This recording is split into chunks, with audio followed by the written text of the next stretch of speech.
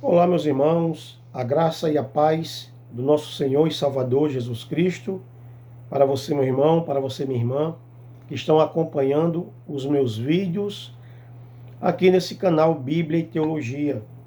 É um canal comprometido com a palavra de Deus, com a Bíblia Sagrada, e também nós damos dicas de material teológico cristão e falamos de assuntos polêmicos relacionados à Bíblia, à palavra de Deus, a tudo aquilo que envolve o mundo espiritual.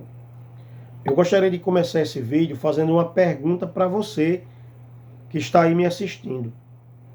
A pessoa que não dá o dízimo, o crente que não dá o dízimo, ele vai para o inferno?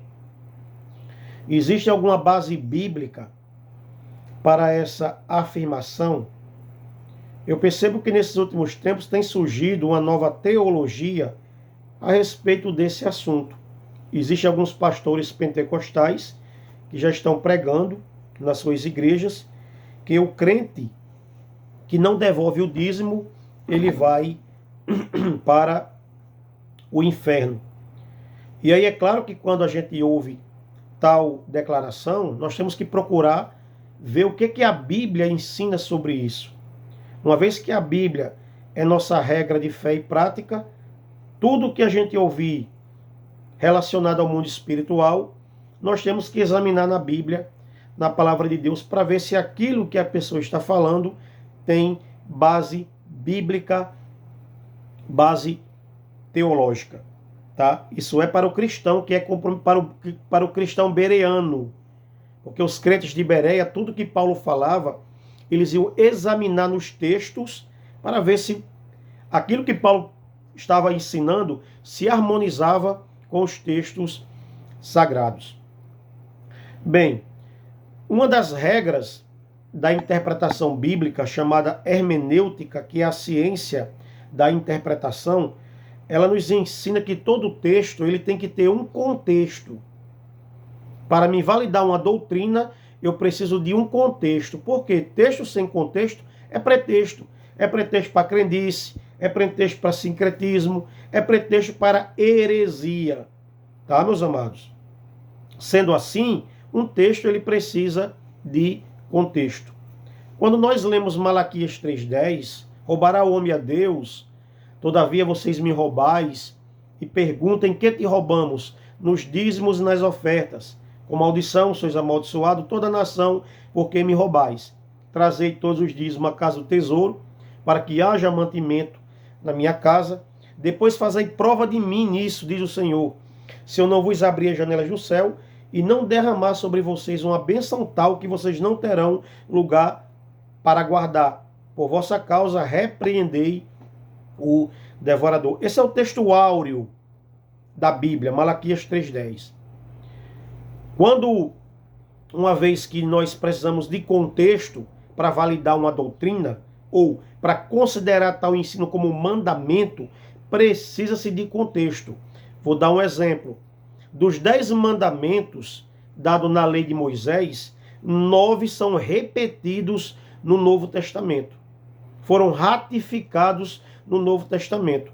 Uma vez que eles foram ratificados, nós entendemos que o Espírito Santo quer que a igreja guarde aqueles mandamentos. Claro que Jesus vai resumir os 10 em 2. Ame o Senhor teu Deus de toda a sua alma, seu coração, mente e força, e ao próximo como a si mesmo. Mas a gente entende que ali, daqueles 9 mandamentos, daqueles 10 mandamentos, 9 a igreja deve observar, deve guardar. Como que, por exemplo, não adulterará, não desejar a mulher do próximo, tá? Não adorar a imagem. Enfim, com exceção do sábado.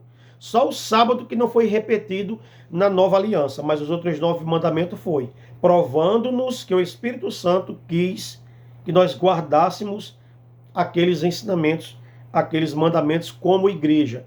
Agora eu pergunto a você que está me assistindo, aonde existe um versículo sequer que ratifica a devolução do dízimo na nova aliança? Meus irmãos, não existe nenhum. Nenhum versículo no Novo Testamento ratifica que o cristão, que o crente deve devolver o dízimo. Por que não há? Porque o dízimo é uma questão relativa a Israel. O contexto de Malaquias 3,10 é relativo, é aplicado a Israel. Havia todo um contexto por trás daquela questão de roubará o homem a Deus. Havia o contexto do templo, havia o contexto dos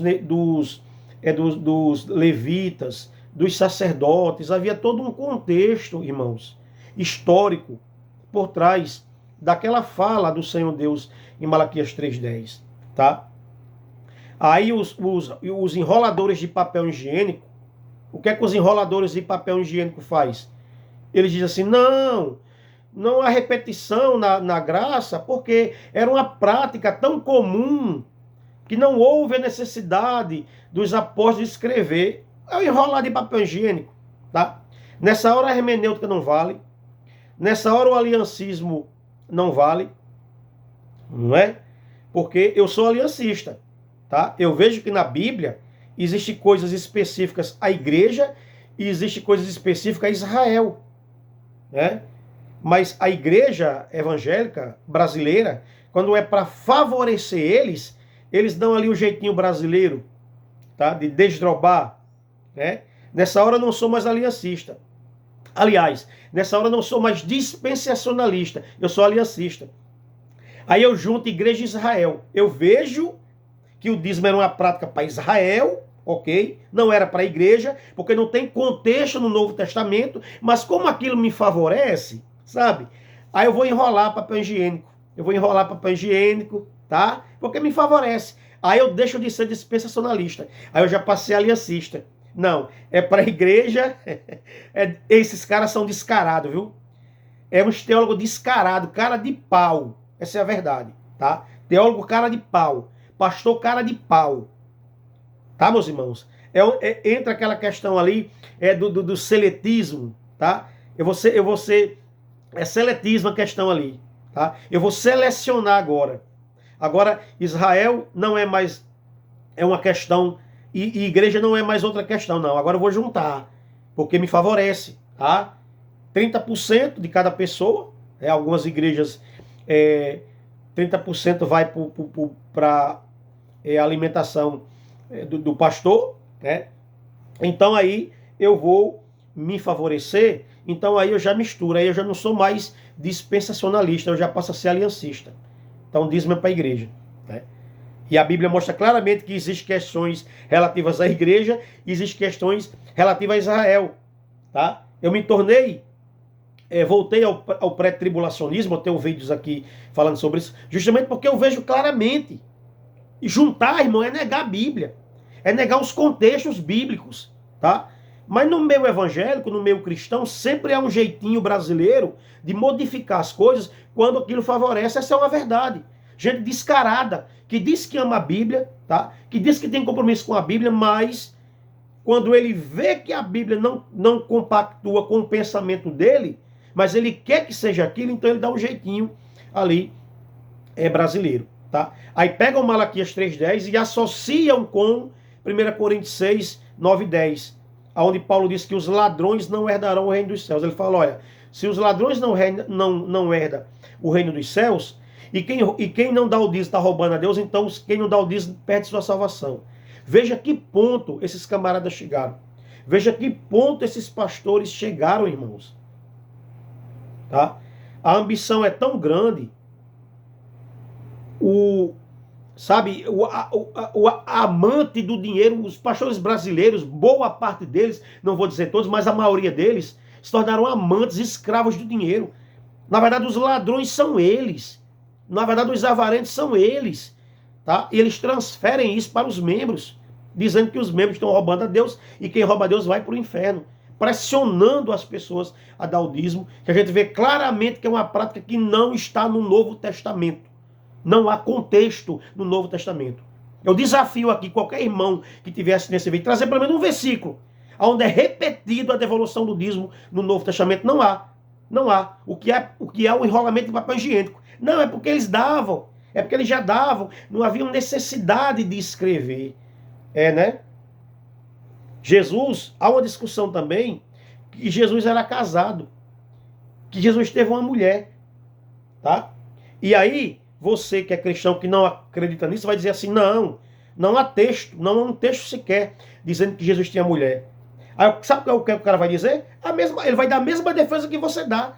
Ele vai dizer, isso era uma prática tão comum, um rabi judeu casar, que não houve necessidade dos apóstolos escrever. Mas Jesus era casado. E aí, como é que você vai desmanchar isso aí? Tá? Você não enrolou papel higiênico para dizer que o dízimo não é repetido no Novo Testamento porque não havia necessidade por ser uma prática comum? Você também vai ter que aceitar que Jesus era casado. Porque não foi escrito, porque não havia necessidade, porque era uma coisa comum também. E agora? É assim que se interpreta a Bíblia? É assim? Né? O que não está na Bíblia agora eu vou dizer que é mandamento porque era tão comum que não foi escrito. Então a gente vê como essas pessoas são descaradas, sabe? São mentirosas para enganar, para tirar proveito das pessoas. O apóstolo Paulo, escrevendo aos Coríntios, aos Efésios, ele diz, pela graça sois salvos, por meio da fé, e isso não vem de vocês, é um dom de Deus, nem por obras, para que ninguém se glorie. A salvação não é por obras, é pela fé em Cristo. E se você não dá o dízimo, não se preocupe, você é salvo, tá? O sangue de Cristo não tem preço, não se compra com dinheiro, não se compra com 10%. Se você crê em Cristo e obedece a sua palavra, você está salvo, independente dos 10%, independente da oferta. Tá, meu querido irmão, minha querida irmã? Essa é a verdade que muitos pastores não falam, mas graças a Deus que nós temos os meios de comunicação, tá? Para falar a verdade, doa quem doer, é isso que eu estou falando aqui, tá? Quem não dá o dízimo não perde a sua salvação, porque a salvação não depende de obras, ela é pela fé em Cristo Jesus. Nós já estamos com 12 minutos de vídeo. Obrigado a você que assistiu esse vídeo até agora. E mande esse vídeo para pessoas que acham que se não der o dízimo vai para o inferno. Manda esse vídeo para ela. E manda ela questionar o pastor a respeito dessas questões. Ou manda o pastor dela vir debater comigo esse assunto. Eu posso abrir o canal aqui para debater com qualquer pessoa a respeito desse assunto dízimo. Se ele envolve salvação ou não. Tá bem? Deus abençoe a todos. Até o próximo vídeo, querendo Deus.